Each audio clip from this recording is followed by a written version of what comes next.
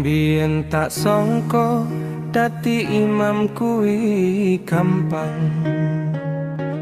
Mung cukup golek duit, cukup golek sandang.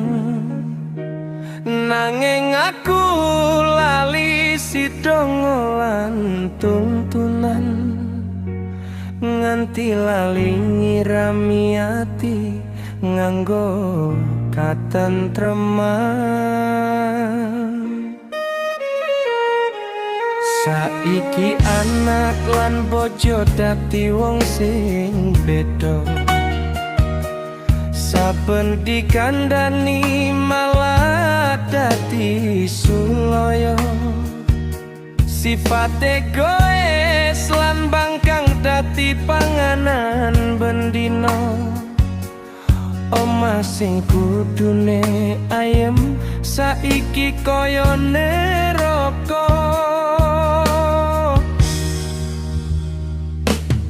Gusti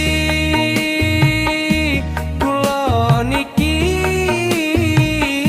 imam sing gagal,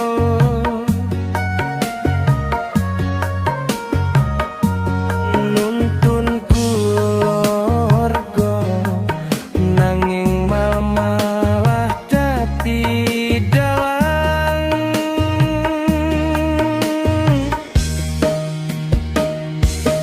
Anak bojo ilang dume, ilang toko kramane, kabeh padha karepe dhewe, ra krungu pituture.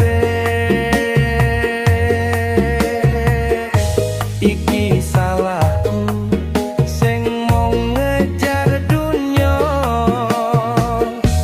lali yen suwarga kuwi butuh donga. Getun nanging kabeh wis kebanjur dadi awu.